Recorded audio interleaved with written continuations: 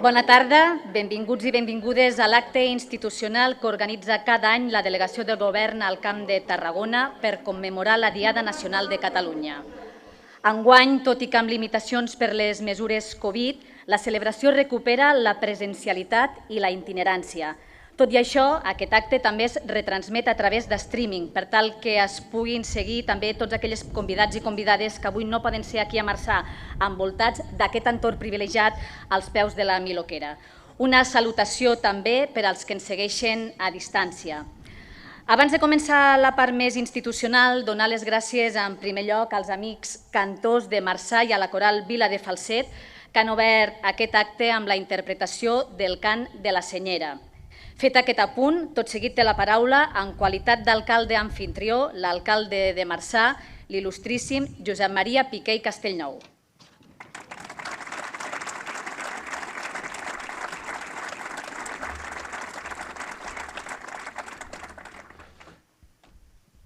Marçalenques, marçalencs, president del Parlament de Catalunya, delegada del Govern, president de la Diputació, president del Consell Comarcal, diputats, autoritats aquí presents, gent d'arreu. Doneu les gràcies avui per vindre en aquest acte amb un poble com Marçà. També donar les gràcies a la Generalitat de Catalunya per apostar pel poble petitet i una comarca com el Priorat. Faria 3 incisos. El primer és donar un missatge d'ànims i una forta abraçada a la gent de l'Ebre pels aiguats de la setmana passada. El segon és una reivindicació que fa molt temps que dura la comarca i necessitem que el Siurana arribi a l'Ebre.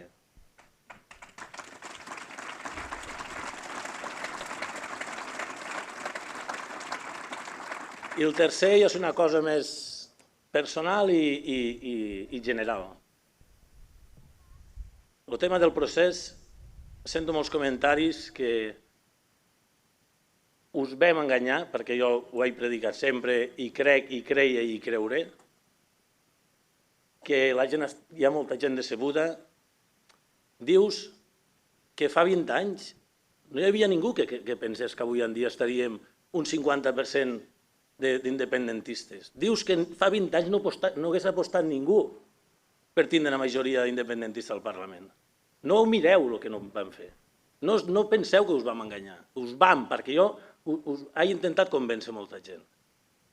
Mireu, la Carlota, la meva parella, sempre em diu: Josep Maria, aconsegueixes les coses per la il·lusió que hi poses, per l'empenta i sobretot perquè tu creus molt en tu mateix.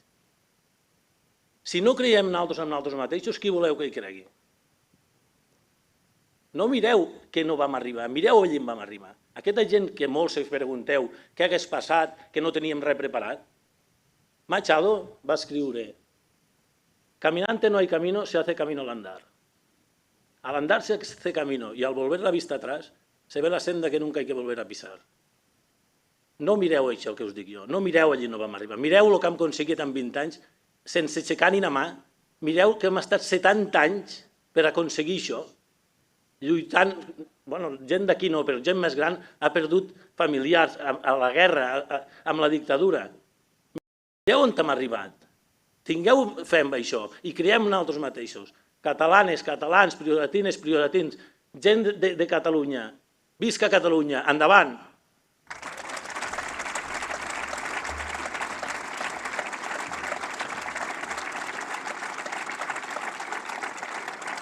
Gràcies, alcalde, per aquestes paraules i per l'acollida a Marçà. I a continuació, en representació de la comarca, ens adreçarà ara unes paraules al president del Consell Comarcal del Priorat, l'il·lustríssim Xavier Gràcia i Joan Pere.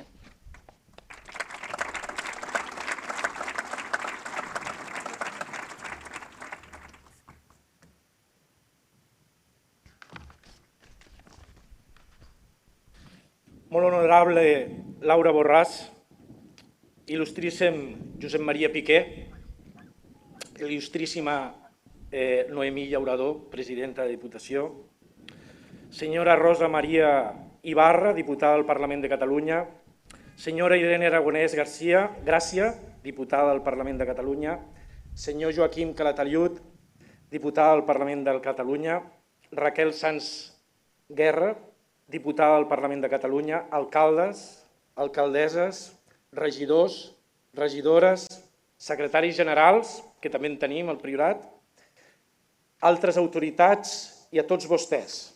Molt bona tarda a tots. Deixeu-me expressar en primer lloc la satisfacció que celebrem avui al Priorat aquest acte institucional amb motiu de la Diada Nacional de Catalunya. Com a president del Consell Comarcal del Priorat, dono les gràcies a la Teresa i al Josep Maria que han fet possible realitzar la Diada aquí avui. Dos persones que estimen la comarca amb el cor i són grans ambaixadors d'ella. Amb el Josep Maria hi tinc una apreci especial fora del món municipal, com a amic i gran persona. Si una cosa ens caracteritza al Priorat és la capacitat que tenim d'unitat als 23 municipis de la comarca. Tinguem el color que tinguem. Sabem quins són els objectius que volem i què requereix per fer-los realitat. Som propers amb les alcaldies. En tot moment sabem i compartim les preocupacions del dia a dia de cada municipi. Per citar alguns exemples, amb noms i tot, el Salvador, l'alcalde de Cornudella, té una muntanya màgica anomenada Siurana, amb un riu de gent que cada dia la vol visitar, que desborda la realitat d'un poble. El Jaume, l'alcalde de Cabassers, vol fer realitat l'autoconsum i fer una comunitat energètica a nivell de comarca. La Lourdes, l'alcaldessa del Pradell, que lluita perquè no es faci una repotenciació eòlica de qualsevol manera. I per no ser prou, ara mateix té un projecte estatal a passar una línia de tensió per al mig del Pradell. L'alcalde de Falset, el Carlos, cap de comarca amb una infinitat de serveis que gaudim tota la comarca i ho sufraga amb el seu pressupost. O Gratallops, el meu municipi, 241 habitants i 26 cellers. Tots peculiars. Podria citar realitats de tots els 23 municipis. I no podem oblidar les realitats comunes de la comarca, com la llau de projectes desmesurats per fer parcs eòlics i plantes fotovoltaiques, o la famosa MAT que va molt més enllà de creuar la comarca del Priorat, o el famós riu Siurana, amb concessions centenàries on es deixa secar un riu cada any i es viu encara aquelles situacions avui dia de portar aigua amb cubes. Nosaltres, com a territori, sabem el que volem, estem units i anem a una. De vegades és tan fàcil com des de l'altre costat preguntar, escoltar i consensuar què volem i no decidir per nosaltres. Crec honestament que és molt bo que siguem conscients de les dimensions reals, perquè sovint, des del món rural, tenim una percepció que no es compta prou amb nosaltres. I no ho prengueu com una mostra de victimisme, sinó com una evidència indiscutible.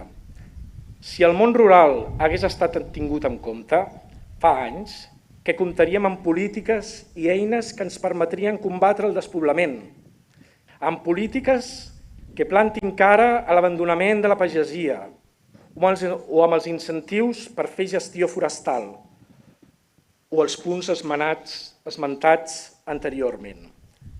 Els reptes més importants que han d'afrontar comarques rurals com aquesta encara no compten amb les polítiques de país que necessitem. Crec que és obvi que al llarg de la història recent el país no ha fet els deures pel que fa al món rural. I és ara que ens n'adonem que tenim de buscar una solució.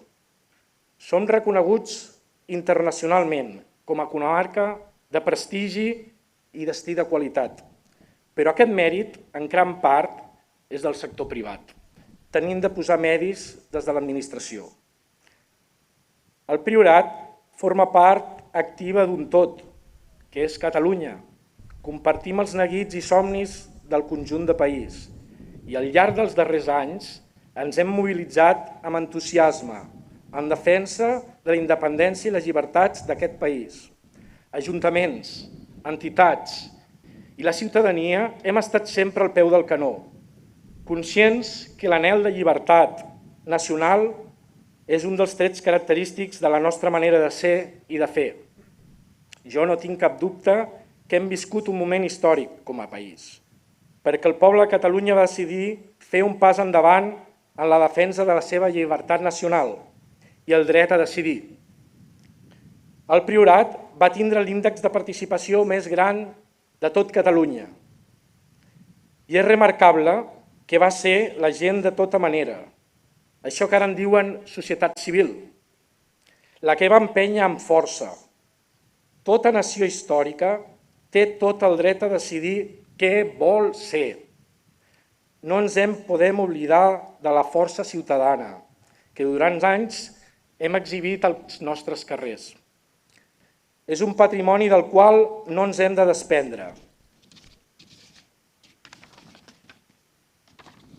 Ara sembla que són en un moment diferent, un moment que requereix de fer càlculs i passes mesurades. No seré jo qui ho discuteixi, però sí tinc clar quin era el somni, quin és el repte històric que encara tenim pendent. La independència del nostre país de manera democràtica, a partir de la força de les urnes i la voluntat popular. Som una nació històrica i democràtica. Som una societat prou madura tant per decidir la nostra llibertat nacional com per dir què volem ser com a país. Llibertat nacional i justícia social són dos cares de la mateixa moneda. I al Priorat, una terra maltractada per la història durant molts anys, sabem que només hi ha una manera d'afrontar la realitat. Amb esforç, amb paciència i entusiasme, sense renunciar als somnis, perquè el futur sempre fa pujada. El pròxim 1 d'octubre farà 4 anys que vam posar les urnes. Vam sortir i vam votar. Ho tornaríem a fer una i 1000 vegades. No ens doblegaran per molt que ho intentin. Portem el nostre sentiment català al cor. Ara sí, molt bona diada a tots i totes. Visca el Priorat i visca Catalunya.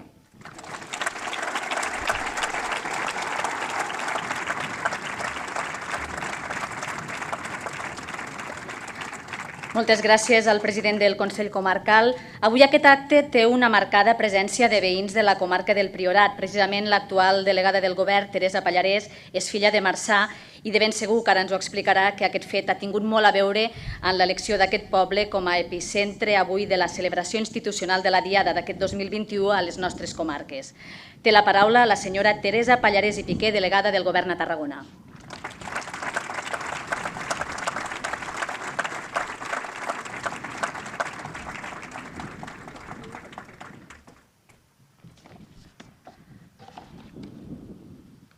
Ostres, molt bona tarda, gent de Marçà. Molt bona tarda, gent del meu poble i gent de la meva comarca.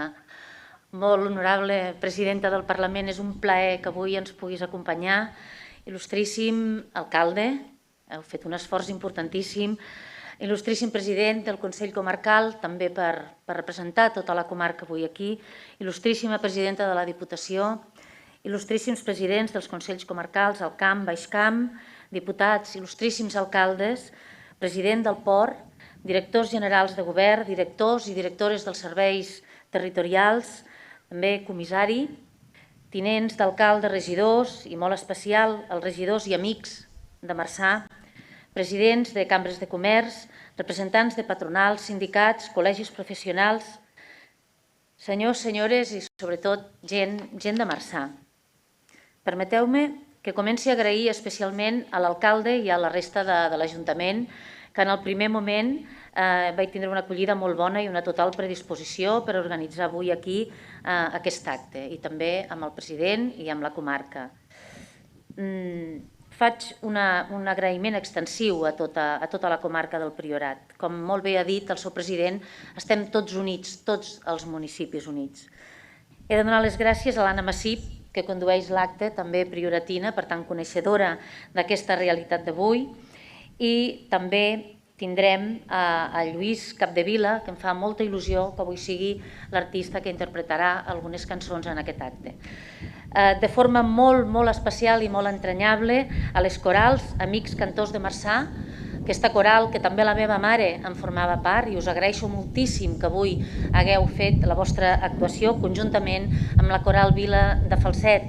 Alcalde de Falset, molta rivalitat, però sempre anem de la mà, sempre, Falset, Marçà i tota la comarca. I sobretot, presidenta, molt honorable presidenta del Parlament, Laura, gràcies per ser-hi sempre. Sempre m'has acompanyat i de forma personal en moments molt complicats, i avui és molt d'agrair, es diu molt de tu que puguis acompanyar-nos també aquí a Marçà, al Priorat. L'elecció de Marçà, com també deia l'Anna Massip, no és evidentment casual. La cançó de Raimon, de Jo vinc d'un silenci, diu que qui perd els orígens perd la identitat. I per tant, aquí hi ha una decisió, un component personal, però la meva infància i adolescència són les roques de la Meluquera, les festes d'agost, la vocació a la Mare de Déu de les Malalties, la festa 27, Cal Manel, la meva família, que avui també m'acompanya, i totes les amistats del poble, les meves amigues de tota la vida, amb les quals, avui també algunes d'elles estan aquí, estem connectades, com no pot ser d'una altra manera, amb un grup de WhatsApp. Per tant, el Priorat és el meu món primigeni, tot i que després he desenvolupat la meva carrera professional i la meva vida a Reus, com tots vosaltres ja sabeu. L'acte d'avui representa un retorn i un reconeixement també a les meves arrels, però és de justícia expressar la meva estima i respecte per la ciutat de Reus, que m'ha acollit fa més de 30 anys a mi i als meus fills. Gràcies també de forma especial, si em permeteu, a l'alcalde de Reus, que també avui ens acompanya. Però la tria també té el propòsit de reivindicar, i com també molt bé ha fet el president del Consell Comarcal, el món rural i els pobles petits del país. Els polítics parlem molt de cohesió territorial i de vegades això té més de proclama que no de praxi. I avui, aquí, és una mostra que això també podem canviar-ho. Aquest acte, que és itinerant pel territori, ja es va fer al Priorat l'any 2008, ja fa molts anys, però avui és important tornar a commemorar aquesta diada aquí en defensa de l'equilibri territorial des d'aquest punt de vista que no sigui retòric. La prosperitat només serà si és compartida, perquè un país només podrà progressar de debò quan no deixa a ningú enrere, a cap territori, a cap dels seus pobles. Ningú s'hauria de veure forçat a deixar el seu poble per poder triar la vida que vol viure i el projecte que vol desenvolupar. Molts avui podríem coincidir que una de les potencialitats de Catalunya és la força de la seva metròpoli. N'estic plenament convençuda, i tota la seva xarxa de ciutats. Però el país no podrà encarar els desafiaments de presents i de futur si no es concep com un tot. Ens hem de consolidar com la segona àrea metropolitana. Tenim la força de tirar endavant aquesta segona anella important a Catalunya. Tenim moltes eines amb infraestructures que també ens donen força i valor per tirar endavant. Alcalde de Tarragona, un repte important amb tots els municipis de la conurbació per agafar la força que cal perquè també el Camp de Tarragona tingui aquesta potència a Catalunya. El món rural, malgrat problemes com el despoblament, n'ha parlat el president també, i no gaudir a vegades tots els serveis dels quals sentim que també hauríem de tindre, com ho tenen a l'àmbit urbà, també té moltes virtuts com a país. I n'hem d'aprendre, i aquesta pandèmia també ens ha donat moltes claus per reinterpretar aquesta zona del país. El Priorat n'és un clar exemple. Ha sabut sobreposar-se a les vicissituds més adverses i ha estat capaç de renéixer i reinventar-se, apostant, per exemple, per l'enoturisme, la producció del vi, oli i altres productes de quilòmetre zero. El Priorat ha projectat el seu nom a tot el món, amb l'exportació dels vins més prestigiosos del planeta. Una comarca amb un paisatge únic, que ens identifica i que ens singularitza i que entre tots hem d'aconseguir que sigui reconegut com a Patrimoni Mundial de la UNESCO. Hem de ser capaços de fer compatible la defensa de la preservació del paisatge i de béns escassos com els recursos hídrics amb les necessitats que tenim com a país i els imperatius que ens marca l'emergència climàtica global. Hem d'estar a les taules on es decideixen aquests temes claus pel futur del país. I ho dic aquí, molt conscient de la sensibilitat al Priorat en aquesta matèria, molt conscient, i conscient també que s'han de trobar solucions harmòniques, la necessitat de que estem tots en la recerca d'aquestes solucions, amb opinions diverses. Això no està exempt de tensions, segur que hi haurà tensions, però s'han d'escoltar totes les opinions i totes les opinions són respectables. Però escolteu, la vinculació amb la terra i el paper determinant en l'excel·lència alimentària també és una aposta de futur. Aquí tenim camp per córrer, per crear, per investigar, per innovar, per ser també focus d'atracció de talent i, sobretot, arrelament del talent propi que té l'expertesa i el coneixement claríssim de l'entorn. Per això, el Govern de Catalunya, té el compromís de millorar les comunicacions, per una banda, el que són infraestructures de mobilitat, però també les tecnològiques, fent arribar la xarxa de fibra a tots els municipis. Com moltes vegades diu el vicepresident Puigneró, que també va estar de visita a Marçà, 1 quilòmetre de carretera ens aproxima al poble del costat, però 1 quilòmetre de fibra ens porta a tot el món. I avui que celebrem la Diada Nacional, cal dir també que el Priorat i les comarques menys poblades del país són també un exemple a seguir per reprendre el camí definitiu cap a la independència. Aquests pobles i aquestes comarques també hi són i també empenyen quan les coses van mal dades, perquè ningú gosi abaratir el nostre somni. Entre tots, fem poble i fem país. És cert que ara ens hem de concentrar en esforços per superar aquesta pandèmia, també en la gestió, perquè no falti de res a tots els nostres ciutadans i ciutadanes. Però això no és incompatible, com també ha dit l'alcalde de Marçà, com sembla de vegades que alguns pretenguin fer creure, en què hem de mantenir i, si cal, intensificar la lluita per allò legítim, per allò que hem estat lluitant, construir l'estat català, que tots anhelem i necessitem.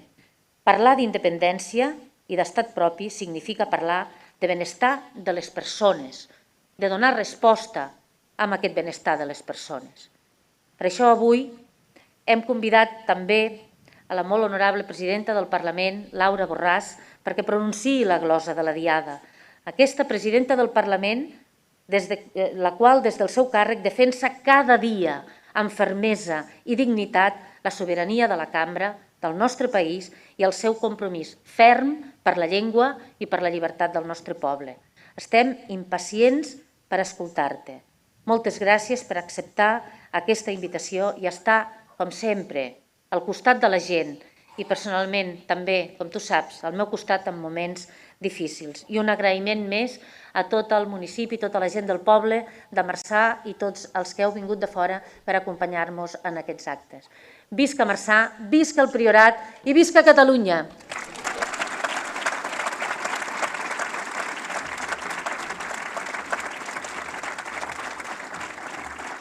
Gràcies, delegada, per les seves paraules i per fer-nos partícips d'aquesta elecció.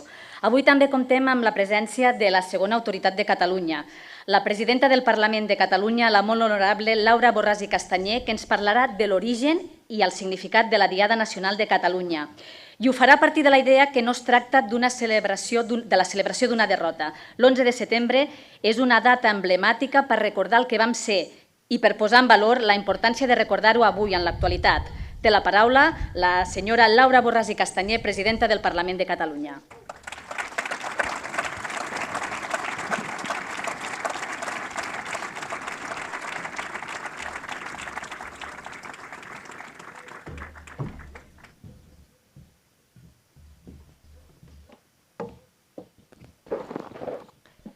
Molt bona tarda, estic molt contenta de ser avui aquí amb vosaltres. Acabo d'arribar de París, on he anat a deixar la meva filla, que hi va estudiar, i demà marxo cap a Brussel·les. Per tant, ho sabeu, que des d'un punt de vista geogràfic, París és molt a prop de Brussel·les. I jo hagués pogut quedar-me a París, estar una estona més amb la meva filla i demà marxar a Brussel·les. però sóc aquí. Sóc avui aquí a Marçà perquè em vaig comprometre amb aquesta idea que va tenir la delegada del govern al Camp de Tarragona de poder fer una commemoració de la Diada i fer-la a Marçà, al cor del Priorat, i per tant amb aquesta idea de, com ell ha expressat també a les seves paraules, de construir el país des de tots i cadascun dels seus indrets, conèixer les seves necessitats, estar al costat de totes i cadascuna de les seves persones, i per això per mi és un gran honor poder ser avui aquí. No és una expressió protocolària, doncs ho dic de cor, i em fa molta il·lusió poder-hi ser també per fer la glossa d'aquesta commemoració de la Diada Nacional del nostre país.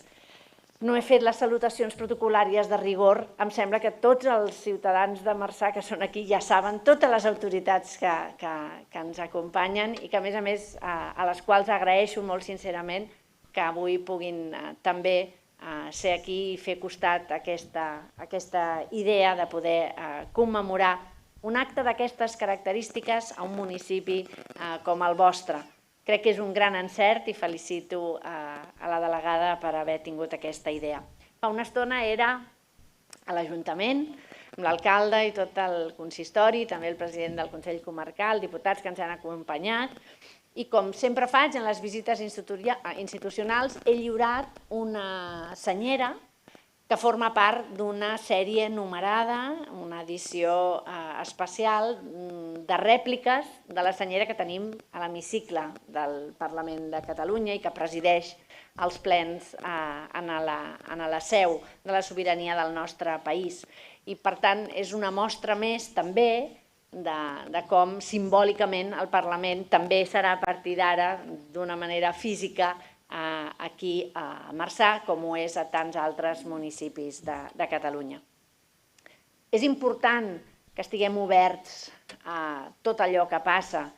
I ho vaig dir durant el discurs de la meva presa de possessió. Vaig expressar aquesta voluntat d'obertura, d'apropament de la institució parlamentària a tota la ciutadania i arreu del país.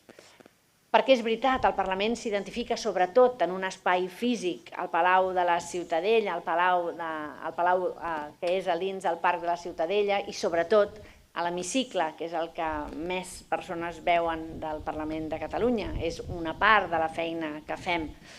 Però el Parlament, com a institució que ostenta el poder legislatiu i per tant com a seu d'aquesta sobirania del nostre poble, no és només un espai físic. Som també tots i cadascun dels ciutadans del nostre país, que us representem amb els diputats els quals tots escollim democràticament per fer aquesta feina. Per això, el deure del Parlament com a institució formada per als representants de la ciutadania és justament el de ser a prop de la gent, de recollir les seves inquietuds, les seves propostes, les seves reivindicacions, també les seves queixes, com ara també hem atès a l'entrada per al col·lectiu que vol el riu i vol que Siurana visqui i pugui gestionar també la seva aigua. Per tant, es tracta d'això, de copsar el batec del nostre país i fer-ho des de tots i cadascun dels seus racons. Aquest ha estat el principi que ha guiat la meva actuació en els primers mesos des que soc presidenta i espero que també sigui el tarannà que guiï la resta de la legislatura al capdavant del Parlament. És impressionant, jo ara no ho veig, ho veieu vosaltres, és un avantatge, si no voleu sentir el que dic, us extasiareu veient el turó de la Miluquera, aquesta serra magnífica que és el millor dels escenaris possibles. Però vull insistir que més enllà de l'escenari, el contingut de l'acte és també important. Tot sovint volem mirar el futur, però és bo de vegades saber d'on venim. I fer reflexions sobre qui som i d'on venim és especialment adequat en moments de commemoració, com el que farem el proper 11 de setembre. Esbrinar alguna cosa més sobre el significat de la Diada Nacional de Catalunya. I per fer-ho he pensat que potser seria bonic girar també una mica els ulls enrere i recordar una experiència personal que em va tocar viure a Bòsnia fa molts anys, quan de cop i volta em va tocar trobar-me explicant per què els catalans celebràvem el que tothom considera que és una derrota. L'any 1980, abans d'arribar a aquesta anècdota personal, us explicaré que el Parlament de Catalunya va aprovar la seva primera llei. La primera llei que va aprovar el Parlament després de la restauració de la democràcia va ser precisament la que declarava l'11 de setembre Festa Nacional de Catalunya. I ho feia en els termes següents. Us en llegiré un fragment molt breu. Diu la llei: el poble català, en temps de lluita, va anar assenyalant una diada, la de l'11 de setembre com a Festa de Catalunya. Una diada que, si bé significava el dolorós record de la pèrdua de les llibertats l'11 de setembre del 1714 i una actitud de reivindicació i de resistència activa enfront de l'opressió, suposava també l'esperança d'un total recobrament nacional. Ara, en reprendre Catalunya el seu camí de llibertat, els representants del poble creuen que la cambra legislativa ha de sancionar tot allò que la nació unànimement ja ha assumit. Per això el poble de Catalunya estableix per la potestat del seu Parlament la següent llei. Article 1. Es declara Festa Nacional de Catalunya la diada de l'11 de setembre. El 1980 el Parlament declara, doncs, la diada com l'11 de setembre, la Festa Nacional de Catalunya. I no és menor l'adjectiu que s'utilitza, perquè nacional significa relatiu o pertanyent a tota una nació. I això va passar 20 anys abans que les Corts Espanyoles primer i el Tribunal Constitucional després impugnessin i diluïssin la definició de Catalunya com a nació que es queda recollida en l'Estatut de Catalunya que havia estat aprovat per una majoria qualificada de diputats, precisament al Parlament. Per això m'agrada recuperar aquesta primera llei i recuperar el text original, fer esment d'aquest temps de lluita i de l'actitud de reivindicació i, recordeu, de resistència activa enfront de l'opressió, perquè algú diria que no ha canviat gran cosa. És en aquests termes, el que es fa al·lusió al proemi de l'esmentada llei, on em sembla que es troben les claus del perquè de la celebració que fem amb la diada. Miraré d'abocar-hi una mica de llum, no només rememorant els fets històrics ni fent un nou relat de la Guerra de Successió, sinó recuperant i llegint el seu sentit en la cultura catalana dels temps moderns, a partir dels seus ingredients fonamentals, el perquè de la commemoració i també el perquè del seu himne. D'entrada en diem diada. És una referència lingüística clara. Diada vol dir dia gran. És un augmentatiu, com també, malauradament, quan parlem de riuada, l'alcalde ha recordat, i també des d'aquí tota la solidaritat als aiguats que han patit a les Terres de l'Ebre. Però també els catalans fem servir la paraula quan engrandim una calçotada, per exemple, una pràctica culinària força espectacular que requereix tanta experiència també com desimboltura. Per tant, diada, el sol nom, ja marca la importància de la data, perquè la festa nacional no deixa de ser, aquí i a qualsevol lloc del món, una data de gran significació que simbòlicament l'adopta la nació i amb la qual es contribueix a la unió dels seus ciutadans. És habitual trobar que la celebració es correspon amb el dia en què se celebra la independència. Per tant, nosaltres encara hi som a temps. Això passa als Estats Units. La seva diada és el dia de la independència. També passa al Canadà. Però hi ha altres casos amb altres singularitats. A Itàlia, per exemple, la seva diada és el dia en què es va fer el referèndum que els feia triar entre monarquia o república. Van considerar que la decisió que es prengués era prou important com perquè constituís el naixement de la nació italiana en un temps contemporani. I també hi ha altres nacions que rememoren fets decisius i, per tant, dignes de ser recordats, com és el cas de França, que celebra la seva diada el 14 de juliol, que és la presa de la Bastilla l'any 1789, que és el símbol de la Revolució Francesa, que en certa manera canviaria la història de França, però no només, també la història de la vella Europa. És com si estigués fent festologia nacional comparada, però no aniré més enllà. No parlaré de l'estat espanyol perquè sabeu que fa la seva diada el 12 d'octubre, la data en què es commemora el mal anomenat descobriment d'Amèrica. Dic mal anomenat perquè estaven descoberts, ells ja s'havien descobert. És molt important el llenguatge perquè ens explica des d'on veiem les coses i com les representem. I per tant ja és explícita de tota una manera de pensar. I per tant no faré comentaris sobre aquesta altra diada. Si ens fixem en la nostra, és també important que aquest país petit, aquesta nació que és Catalunya, hagi escollit com a dia de la seva festa nacional una derrota bèl·lica, la commemoració d'una derrota bèl·lica. I ara torno a allò que deia al començament. Quan a Bòsnia em vaig trobar, després de la Guerra dels Balcans, concretament reconstruint una escola amb una delegació de Creu Roja a Travnik, en què em van preguntar com és que els catalans celebràvem una derrota militar.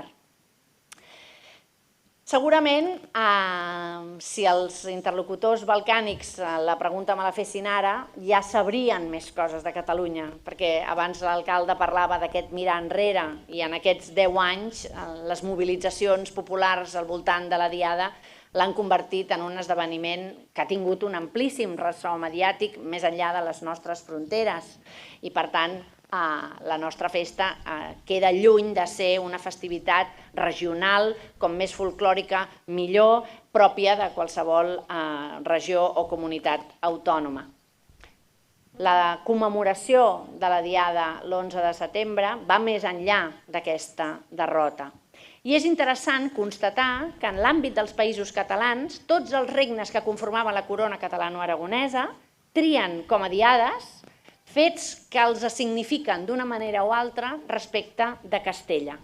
Clarament Mallorca i també Aragó i València, però sobretot Catalunya, que escull la derrota com a data emblemàtica perquè recordem el que vam ser i el que vam perdre. Una derrota que és eloqüent la manera com la versió oficial de la història espanyola justifica la guerra i la violència per tal d'adequar a l'encaix de la seva unitat territorial. Però és davant d'actes, d'invasions, de submissions militars, que els catalans reaccionem amb actes de record i d'explicació. Recordar que podem construir sobre terra ferma no les bases del demà, sinó les d'ara mateix. Sempre hi ha hagut predicadors de la submissió. N'hi va haver aleshores, el 1714, i n'hi ha ara.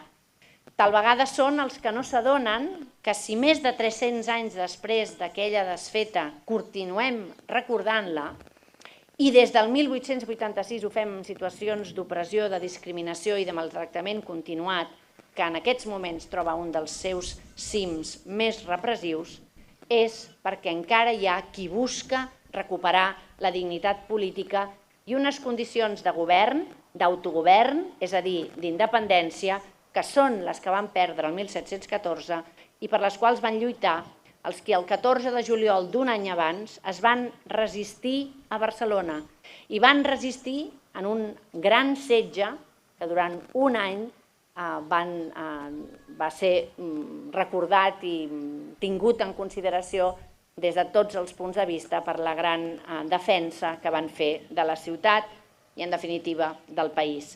Cito textualment: aquell dia es defensaven les llibertats i prerrogatives dels catalans que els nostres antecessors, a costa de la sang gloriosa, van alcançar, heu de permetre aquí el barbarisme, i nosaltres devem així mateix mantenir. És aquest manteniment que es fa viu en diades any rere any i en actes com aquest. Ho fem recordant el que vam perdre, ho fem recordant el que volem ser. I per fer-ho, per poder fer aquesta commemoració, un cop establerta la data, també va caldre establir un himne.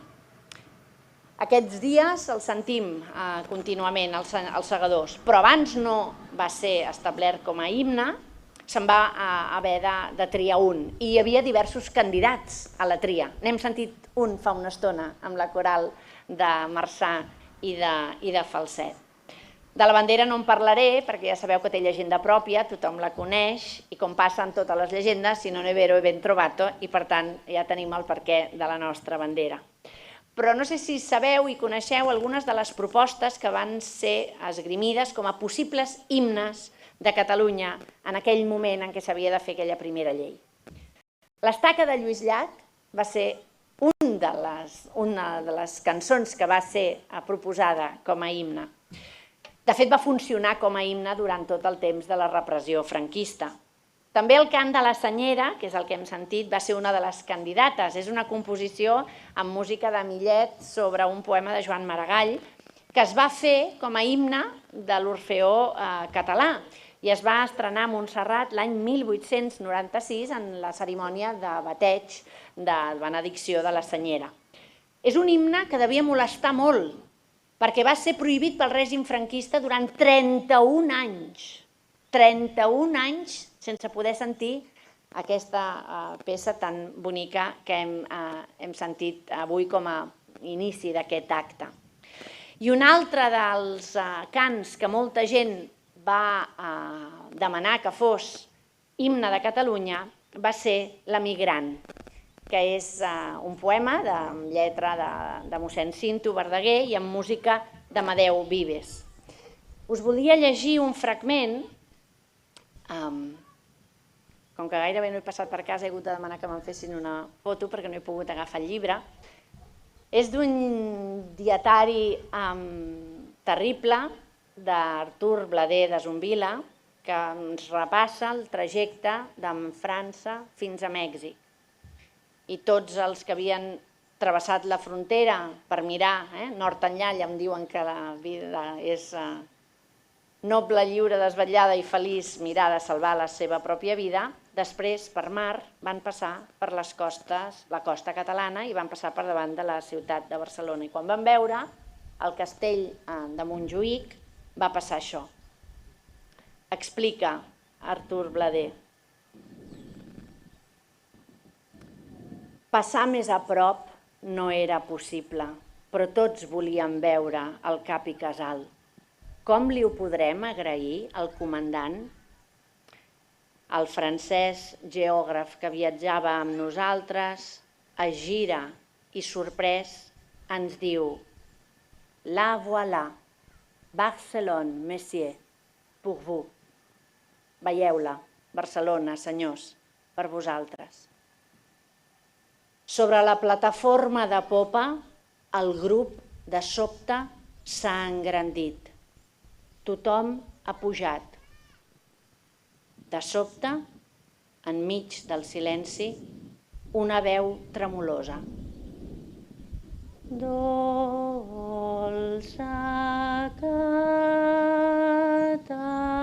Catalunya, pàtria del meu cor, quan de tu s'allunya d'enyorances mor. Els altres segueixen i la veu corre tot al llarg del vaixell. Hi ha qui se li trenca la veu, hi ha qui treu un mocador. S'eixuga els ulls i el fa voleiar. Ningú el veu, però de seguida sembla que hi hagi un vol de coloms a la brana. Tornem al silenci. És un moment brutal. Perdoneu-me que hagi cantat, de moment no hi ha cap núvol gros d'aquests que vinguin aquí a caure al damunt nostre. Us imagineu aquest moment? Tots a la proa veient el territori que voldrien trepitjar i del qual en són expulsats, i només des del vaixell sent capaços de, enmig d'aquell silenci que els hi trenca qualsevol possibilitat de dir alguna paraula, el que surt és la cançó, el que surt és aquesta poesia del poble, perquè mossèn Cinto és qui va escriure aquesta lletra d'aquest possible himne, que si ens critiquen els segadors perquè és un himne molt bèl·lic, imagineu-vos si haguéssim triat l'emigrant, perquè clar, ploraríem cada vegada gairebé, oi, que el sentíssim. L'any 93, una llei del Parlament de Catalunya, la del 25 de febrer, va fixar definitivament l'himne dels segadors com a himne nacional de Catalunya. El text actual és d'Emili Guanyavents i utilitza molts elements que provenen de la tradició oral, del romanç popular conegut com Els Segadors o Catalunya, Comtat Gran, que és un text que segur que tots heu conegut, també es va cantar a Canet en una reivindicació feta per Rafael Subirachs també històrica i que explica totes les malvestats que es van produir en la guerra dels segadors. Justament el que es posa de manifest en aquesta cançó, en aquesta guerra dels segadors feta a romans, és justament, anem als temps de l'antecessor austrià Felip IV de Borbó, l'antecessor de Felip V, la revolta pagesa que hi va haver i el Corpus de Sang, justament fent al·lusió a la Diada de Corpus i als incidents que es van produir amb el frec a frec constant entre els soldats espanyols que suposadament només havien de travessar cap a Catalunya per anar cap a França a lluitar, però que a la pràctica tenien instruccions clares d'alimentar l'odi i aixecar la revolta entre la població civil per fer entrar Catalunya en guerra i després poder-la esclafar militarment. Abans he parlat dels predicadors de la submissió. En aquest himne s'hi esperona el contrari. S'hi esperona la revolta. Segurament és una lletra que ens converteix a tots, cada vegada que el cantem, en predicadors de la revolta, perquè és un himne, el dels segadors, solemne, però és un himne ferm, que fa referència explícita a la suma de les voluntats ciutadanes en favor de la supervivència d'un poble que proclama la seva voluntat de ser nacionalment en plenitud. En conclusió, si mai us trobeu en la necessitat d'explicar per què celebrem una derrota, deixeu ben clar que els catalans no som masoquistes i que el que fem és recordar el darrer dia que vam ser un país lliure. Aquest himne recorda les nostres institucions, les institucions pròpies, Consell de Cent, la Generalitat, la Diputació. Ens recorda que la nostra bandera i la nostra llengua van ser de primera, ni regionals ni sotmeses. Una diada que, com resen els prolegòmens de la designació de la seva oficialitat, es va haver de fer ja en llibertat un cop mort el dictador que va esdevenir un rostre més dels que des de Felip IV han tingut els opressors de Catalunya. Recordeu el text que llegia al començament, que deia que si bé significava el dolorós record de la pèrdua de les llibertats, també portava implícita una actitud de reivindicació i de resistència activa enfront de l'opressió. Una reivindicació i una resistència que suposaven també, i això ho van escriure l'any 1980, l'esperança d'un total recobrament nacional, que avui, 40 anys després, encara no ha tingut lloc. La Diada Nacional de l'11 de setembre que avui commemorem no ens parla, doncs, només de la caiguda de Barcelona després d'una resistència considerada modèlica per militars europeus de l'època entre aquesta confrontació entre Àustries i Borbons, sinó que representa el record del que simbòlicament per la magnitud del que es va perdre i la fragmentació i l'allunyament progressiu del territori que havia estat unit, Aragó, València, Mallorca, Catalunya i també l'Alguer, en definitiva, va ser el darrer moment de l'existència d'una consciència nacional forta, sense complexos, sobirana i de ple dret. D'aquí la importància de la commemoració, encara que es tracti d'una derrota, o precisament pel fet de ser-ho, perquè bo i derrotats sabem qui som i d'on venim i sapiguem també cap a on volem i on podem anar en una Europa que es diu oberta, democràtica i plural. Per això cal sempre evocar, rememorar, commemorar, fer memòria, en definitiva, del que vam ser per agafar embranzida i ser-ho plenament. Tenim motius per enorgullir-nos del que som i per no renunciar mai al que volem ser. La història de qualsevol nació és la suma de moltes diades i de moltes dates que són històriques. Recordem que la història de Catalunya recull desfetes com la de l'11 de setembre, però també grans victòries, com la victòria democràtica que va suposar l'exercici d'autodeterminació col·lectiva que vam fer l'1 d'octubre. I és precisament per la força d'aquest triomf democràtic que els enemics de la llibertat de Catalunya el volen reduir a una derrota a mans de la repressió de l'estat espanyol, però que mal que els pesi ha esdevingut una data inesborrable i de gran significació en el procés que hem iniciat cap a la independència del nostre país. I cal recordar-ho perquè ho deia Raimon i ho recordava la delegada, qui perd els orígens perd la identitat. I per tant, el que hem de fer és no oblidar, no només mirar el passat, sinó aprendre de les lliçons que ens dona la història, perquè només així podrem construir el futur que molts, cada cop més, volem imaginar. I per això avui voldria acabar com va fer Pau Casals en el seu breu discurs quan va recollir la medalla de la Pau i abans d'interpretar el cant dels ocells a les Nacions Unides, una altra gran contribució que Catalunya ha donat al món, aquest cant dels ocells.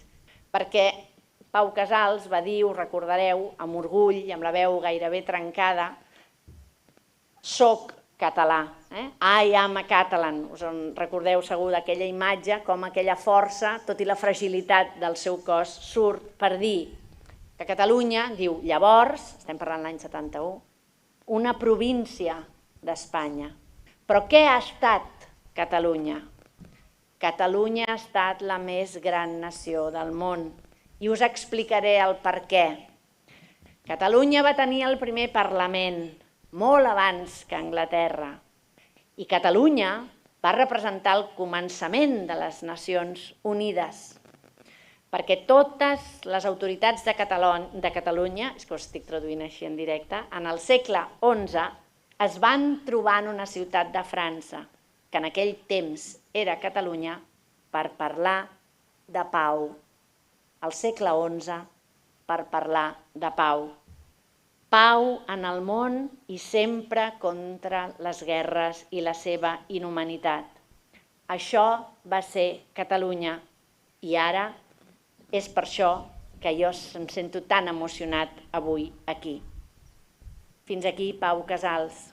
En un context com el que vivim, en què cal tornar a parlar de pau, d'absolució, de llibertat i de respecte bàsic als drets fonamentals, jo, com Pau Casals, i com espero que tots vosaltres, em sento molt orgullosa de ser catalana i estic feliç de ser avui a Marçà, símbol d'aquesta força de la terra, de tota la terra, des del poble més petit fins a la capital, on hi ha la seu del Parlament que avui represento, per ser aquí i expressar-ho en la commemoració de la Diada.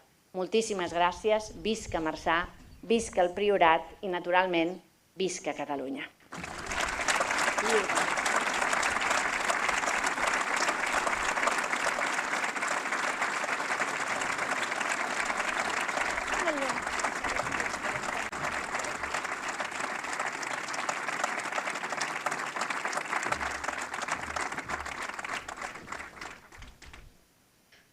Un plaer escoltar les seves paraules i també la seva veu, presidenta.